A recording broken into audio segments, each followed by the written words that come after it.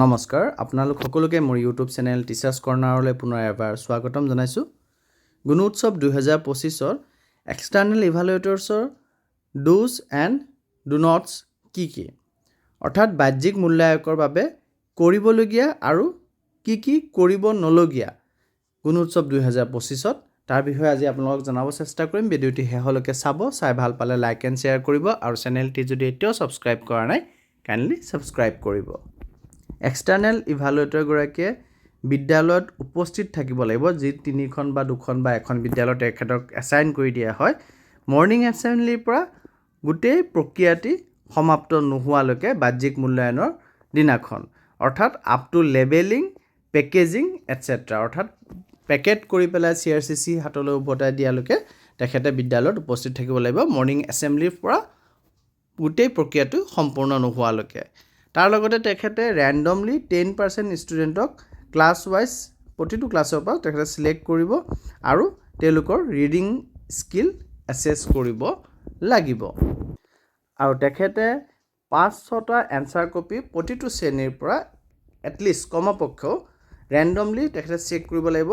Writing আৰু নিউমেৰেচি basic মেথামেটিকেল অপাৰেশ্যনৰ স্কিলৰ, অৰ্থাৎ ছাত্ৰ ছাত্ৰীসকলে যি নিউমেৰেচি বেছিক মেথামেটিকেল অপাৰেশ্যন স্কিল বা ৰাইটিং তেওঁলোকৰ কুৱেশ্যন বুকলেটত কৰিব, সেইখিনি ঠিকে থাকে কৰিছেনে নাই, সেই ক্ষেত্ৰত ঠিকে থাকে মাৰ্কিং ছিষ্টেমটো যিসকল ইনভিজিলেটৰ আছে, টিচাৰ্ছ আছে, তেওঁলোকে কৰিছেনে নাই সেইটো তেখেতসকলে ইচ ক্লাছ প্ৰতিটো শ্ৰেণীৰে ৰেণ্ডমলি 5-6টা এনচাৰ স্ক্ৰিপ্ট চেক কৰিব লাগিব এক্সটাৰ্নেল ইভালুৱেটৰগৰাকীয়ে। আৰু যদি এক্সটাৰ্নেল ইভালুৱেটৰগৰাকী এই ক্ষেত্ৰত এনচিয়'ৰ হয়, নিশ্চিত হয় যে ৰিডিং, ৰাইটিং বা নিউমেৰেচি বা বেছিক মেথামেটিকেল অপাৰেশ্যনৰ স্কিলৰ যি মাৰ্কছ টিচাৰে দিছে OMR শ্বীটত, সেইখিনি কোনো ধৰণৰ বায়েছ যাতে নহয়, পক্ষপাতিত্বমূলকভাৱে নম্বৰ নিদিয়ে, সেইটো তেখেত নিশ্চিত কৰিব লাগিব।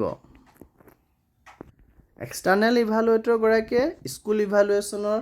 যি ফৰ্ম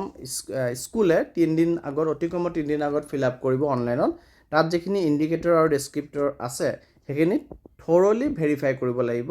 আৰু তাৰপিছত তেখেতে কিবা মডিফিকেশ্যন যদি তেখেতে কৰিব বিচাৰে সেইখিনি তেখেতে আপলোড কৰিব লাগিব। আৰু যদি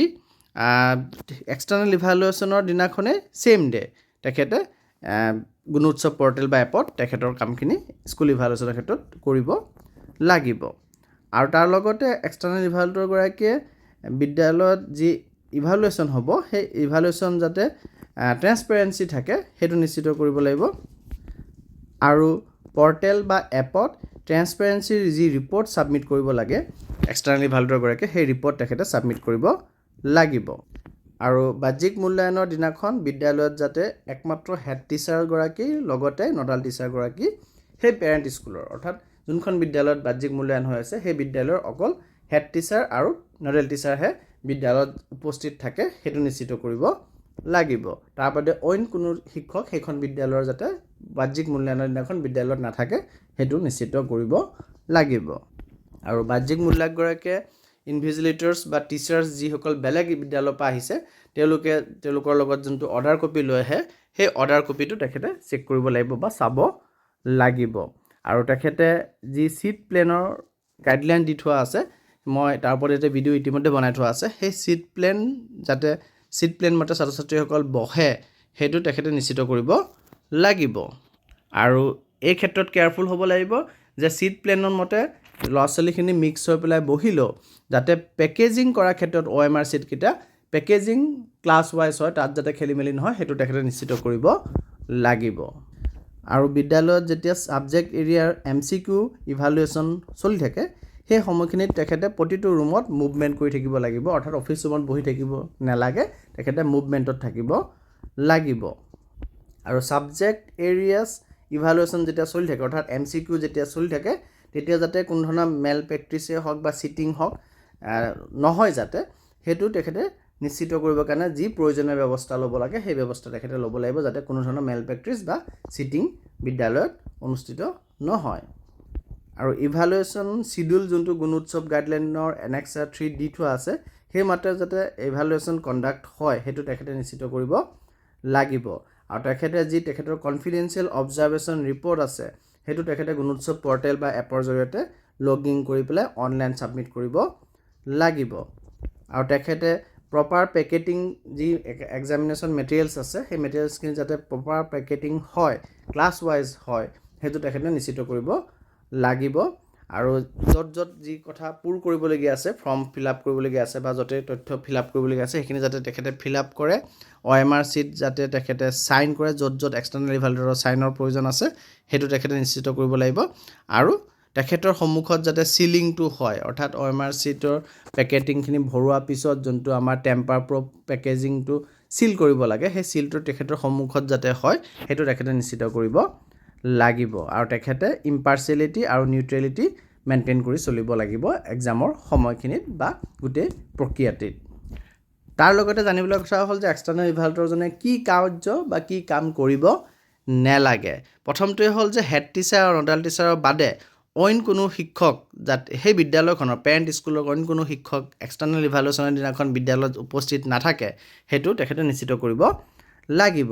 আৰু কোনোবা শিক্ষক এটেণ্ডেঞ্চ দিবলৈ যদি আহে শিক্ষা হেতু এপত তেতিয়াহ'লে তেখেতক ইনষ্ট্ৰাকশ্যন দিব লাগিব যে তেখেতে এটেণ্ডেঞ্চটো দিয়াৰ ইমিডিয়েটলি যাতে বিদ্যালয় কেম্পাছ ত্যাগ কৰি দিয়ে অৰ্থাৎ সেইদিনাখন তেখেতৰ কাৰণে এটেণ্ডেঞ্চটো দিব আৰু তাৰ বাকী সময়খিনি তেখেতৰ কাৰণে পেইড লিভৰ নিচিনা হ'ব হেড টিচাৰ আৰু নডেল টিচাৰহে বিদ্যালয়ত উপস্থিত থাকিব বাকী সকলক যাতে বিদ্যালয়ত উপস্থিত নাথাকে সেইটো তেখেতে নিশ্চিত কৰিব লাগিব আৰু কোনোবা শিক্ষকে যদি কিবা মেল প্ৰেক্টিছ কৰে বা ষ্টুডেণ্টক এনচাৰ লিখোঁতে সহায় কৰে হেল্প কৰে তেতিয়াহ'লে সেই শিক্ষক বা শিক্ষয়িত্ৰীগৰাকীক যাতে এক্সটাৰ্নেল ইভালুৱেটৰজনে ৰিমুভ কৰি দিয়ে সেই টিচাৰ বা ইনভিজিলেটৰগৰাকীক সেইটো তেখেতে কৰিব লাগিব আৰু বিদ্যালয়ত যিহেতু এক্সটাৰ্নেল ইভালুৱেশ্যনৰ দিনাখন পেৰেণ্টছ বা SMC SMDC মেম্বাৰ বা কমিউনিটি মেম্বাৰ্ছ উপস্থিত থাকে এক্সটাৰ্নেল ইভালুৱেটৰগৰাকীয়ে যাতে এই পেৰেণ্টছ বা SMC SMDC মেম্বাৰ্ছ বা কমিউনিটি মেম্বাৰ্ছক ক্লাছৰুমৰ ভিতৰত প্ৰৱেশ কৰিব নিদিয়ে ডিউৰিং ইভালুৱেশ্যন টাইম পৰীক্ষা চলি থকা সময়খিনিত যাতে এইসকল লোক ক্লাছৰুমত প্ৰৱেশ নকৰে সেইটো নিশ্চিত কৰিব লাগিব বা সেইটো এলাউ যাতে এক্সটাৰ্নেলজনে নকৰে সেইটো মন দিব লাগিব আৰু সেম ডেস্ক বেঞ্চত যাতে সেম ক্লাছৰ ষ্টুডেণ্ট নবহে বহাটো তেখেতে এলাউ কৰিব নোৱাৰে একেটা বেঞ্চত একে ক্লাছৰ ল'ৰা ছোৱালীখিনি একেলগে বহাটো এক্সটাৰ্নেল ইভালুৱেটৰগৰাকীয়ে এলাউ কৰিব নোৱাৰে আৰু বিদ্যালয়ত যিখিনি সময়ত স্কুলাষ্টিক ইভালুৱেশ্যন চলি থাকে অৰ্থাৎ MCQ এক্সাম বিদ্যালয়ত চলি থাকে সেই সময়তে এক্সটাৰ্নেল ইভালুৱেটৰগৰাকীয়ে স্কুল ইভালুৱেশ্যন এৰিয়াই হওক বা ইউনিফৰ্ম এৰিয়া হওক বা কনফিডেঞ্চিয়েল অবজাৰভেশ্যন ৰিপৰ্ট হওক সেইখিনি গুণোৎসৱ পৰ্টেল বা এপত যাতে আপলোড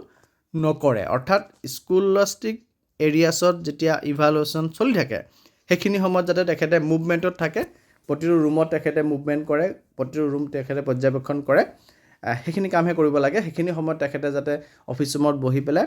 তেখেতৰ যি ইভালুৱেশ্যন ৰিপৰ্ট বা ইউনিফৰ্ম এৰিয়া ৰিপৰ্ট বা কনফিডেঞ্চিয়েল অবজাৰভেশ্যন ৰিপৰ্ট তেখেতে অনলাইন ছাবমিট কৰিব লাগে সেই কামখিনি যাতে তেখেতে নকৰে সেইটো তেখেতে এক্সটাৰ্নেল ইভালুৱেটৰগৰাকীৰ ডো নটছত অন্তৰ্ভুক্ত কৰা গৈছে 2025 গুণোৎসৱত গতিকে এইখিনি dos or do nots for external evaluator Gunotsav 2025 আছিলে এক্সটাৰ্নেল ইভালুৱেটৰগৰাকীৰ লগতে আমাৰ শিক্ষক শিক্ষয়িত্ৰীসকলে এই কথাখিনি জনা খুবেই দৰকাৰ গতিকে ভিডিঅ'টি শ্বেয়াৰ কৰিব ধন্যবাদ